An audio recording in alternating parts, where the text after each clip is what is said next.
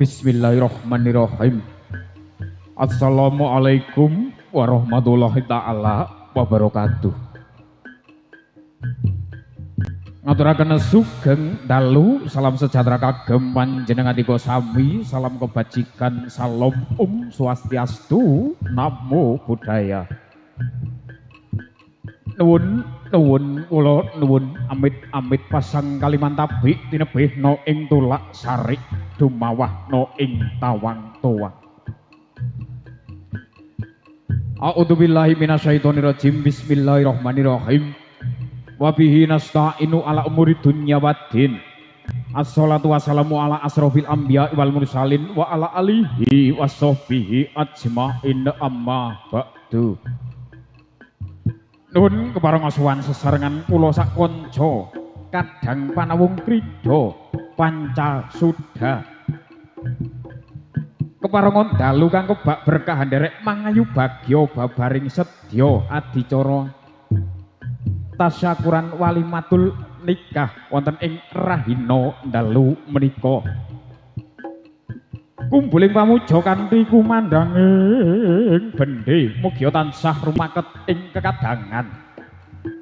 Langkung rumiyin sungkem pangembekti konjuk dumateng para pepunden sepuh pini sepuh ingkang nganggung mastuti dumateng pepuyaning kautamen ingkang pantes pinundi. Para alim, para ulama, para kiai, tokoh agami ingkang rinten kalawan dalu tansah sumanding kitab suci wahyuning ilahi pinangka panuntun kiblating panembah ingkang satuhu luhuring dharma.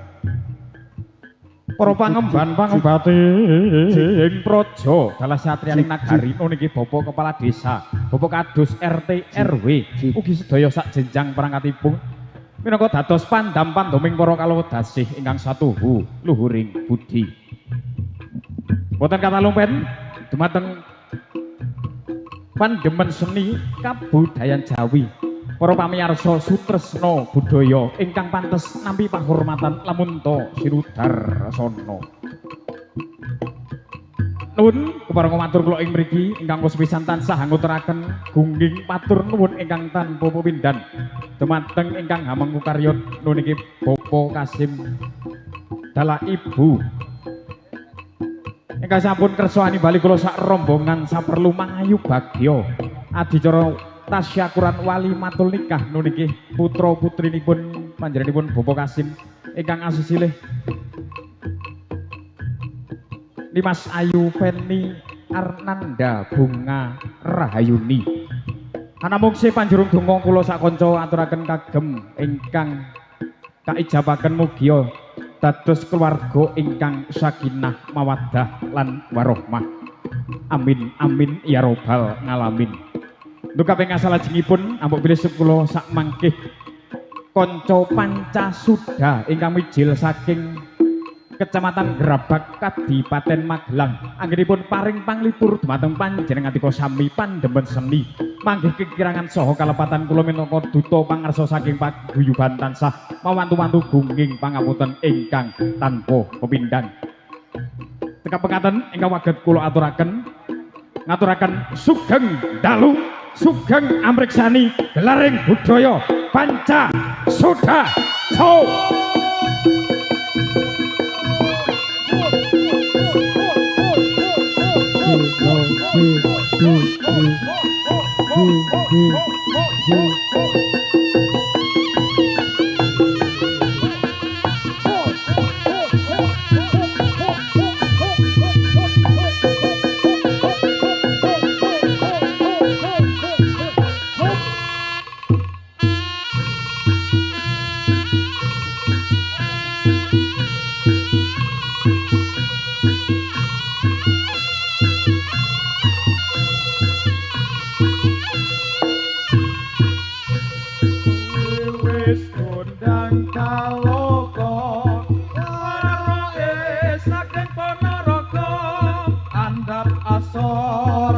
Selera tansah manunggaling rasa waro iku sejatining manungsa sing kawentar sekti mandraguna tumata lelakuning jiwa tumuju rasa sampun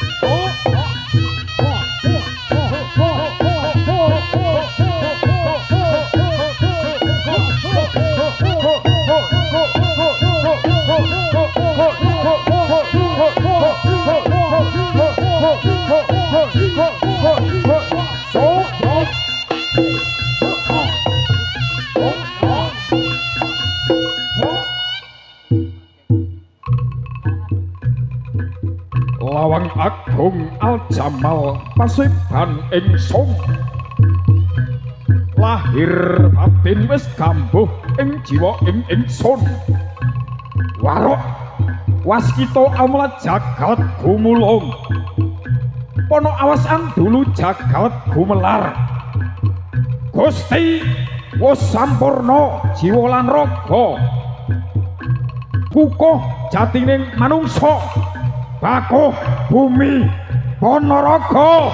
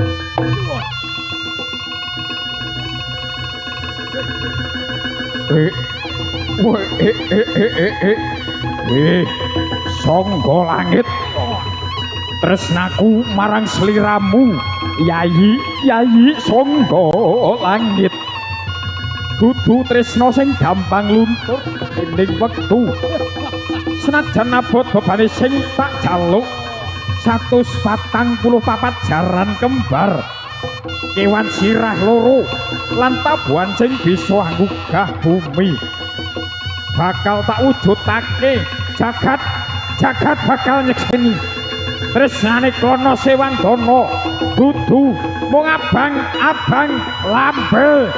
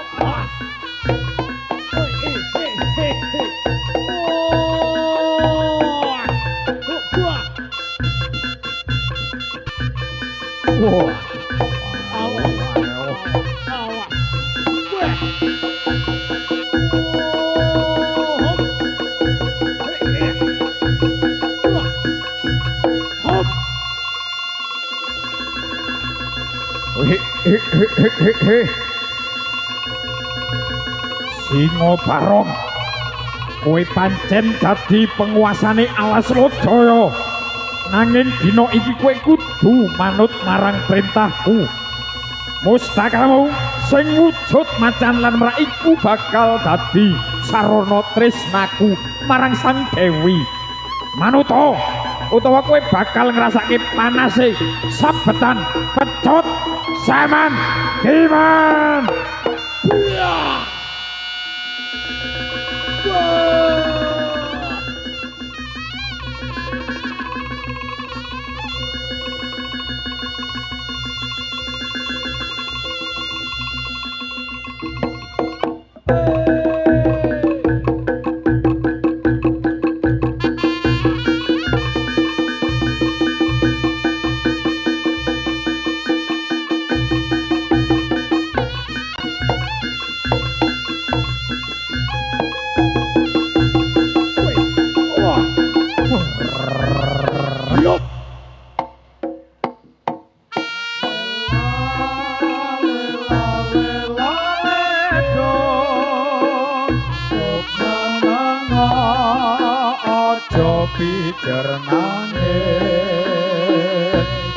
Anakku sing bagus rupane yen nangis ndak ilang baguse lela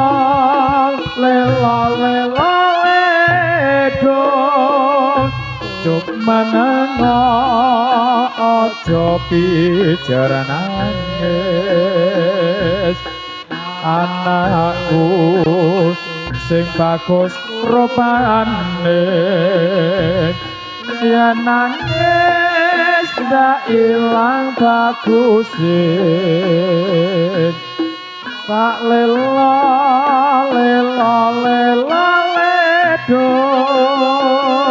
cuk menengo aja pijar nangis anakku sing bagus rupane yen nangis tak ilang bagus.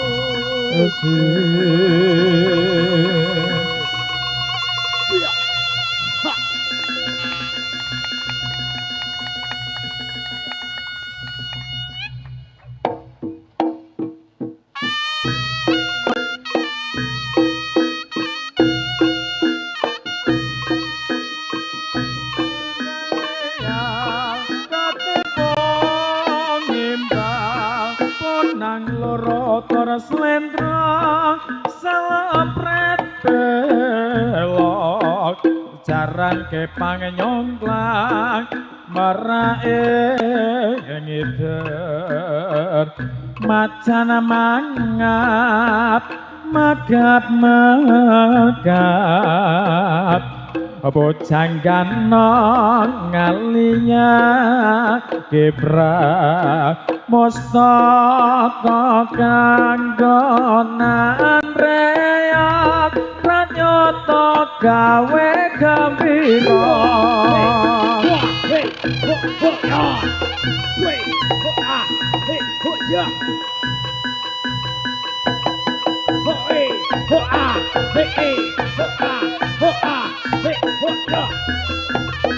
untuk pemain warok untuk di depan panggung dulu. Ini pengantin, dari pengantin mau minta foto bersama. Untuk semua penari warok untuk berdiri di atas di depan panggung dulu. Ini dari pengantin mau minta foto.